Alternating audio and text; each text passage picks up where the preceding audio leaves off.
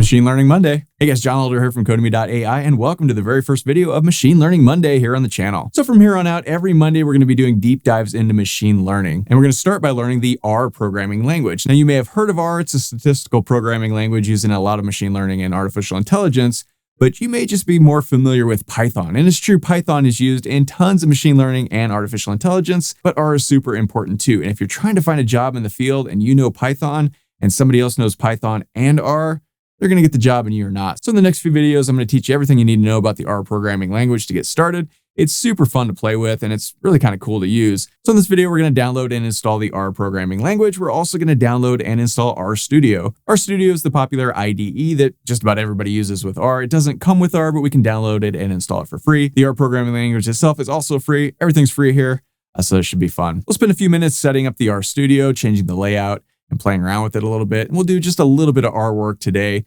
just to sort of whet your appetite and show you what's to come. It's a lot of fun to use, and I think you're going to have a good time with this. So if you're interested in machine learning and artificial intelligence and want to jump to the head of the class, check out Codemy.ai, where I teach AI simplified. So let's download and install R and RStudio. Okay, so let's head over to our web browser, and we can go to Google and just type in RStudio.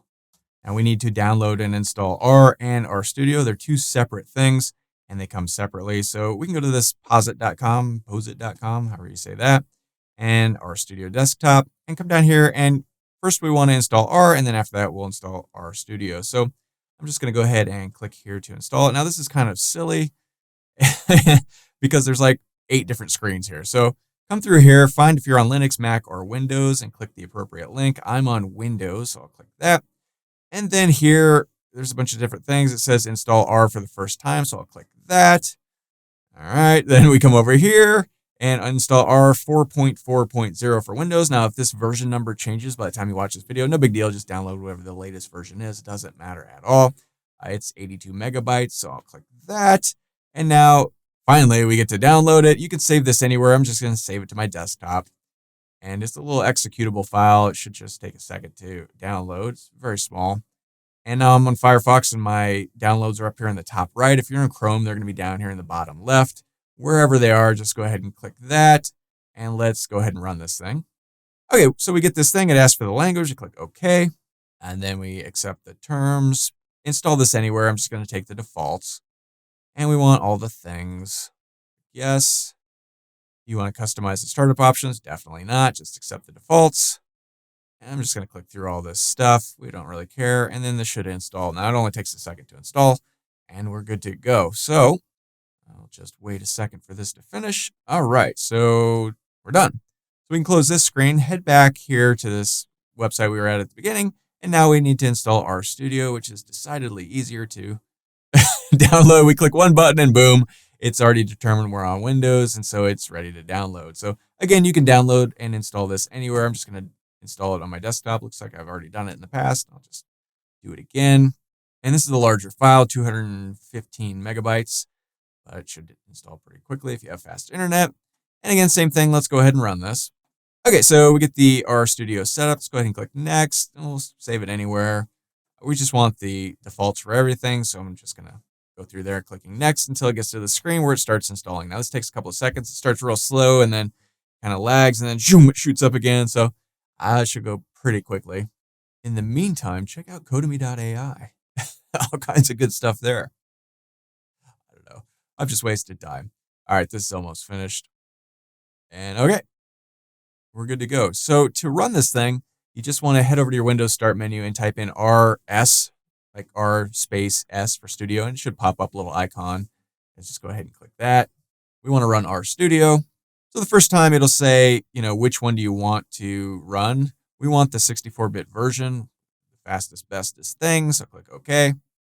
And here we go. So yours may look a little bit different than mine. I've opened this before, but this is basically the layout. Now, I don't love the look of this. It's all white and stuff, and we like darker IDEs, of course. But here is the console right here. Over here is where, when we run things in the console, they pop up here. And down here in this pane, we'll see charts and graphs and things like that. But before we get into this, let's head over to Tools and Global Options, and let's click on Appearance. And let's come down here. I want to change this to Ambiance. Let's make this dark. I'm going to change the font size to like 18 to make it easier to read this stuff. And you can change the font to a different font if you want, whatever. Play around with this. There's a modern and a sky. Either way, there's different zooms. So set it up however you like. Go ahead and click apply and then OK. So here, let's go ahead and just write some R real quick. Just play around with this. Let's create a variable, and we'll get into all this stuff in future videos, what all this is. But I'm just going to create a slice between 1 and 5, right?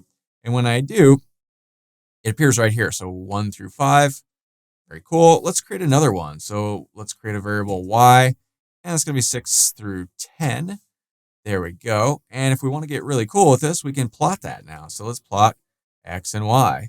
And when we run that, boom, we have this chart, right? This little graphy thing. Very cool, very easy. Just like that, we can start visualizing data all in one spot. And this is super powerful and super fun.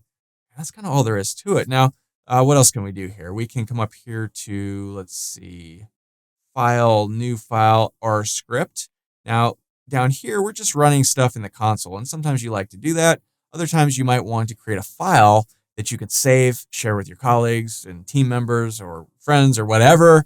And you can do that up here. So let's create another variable, z, and let's create another slice between 11 and say 15.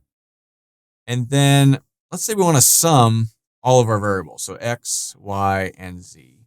So we've got this file. We can save it. We can do all the things, or we could just run it, right? So come up here, click on the first line so it knows where to start, and click run. And then down here, boom, it pops that in. Pops it in up here as well. Click run again. Boom, it sums x, y, and z. We see that sum is 120. Very cool.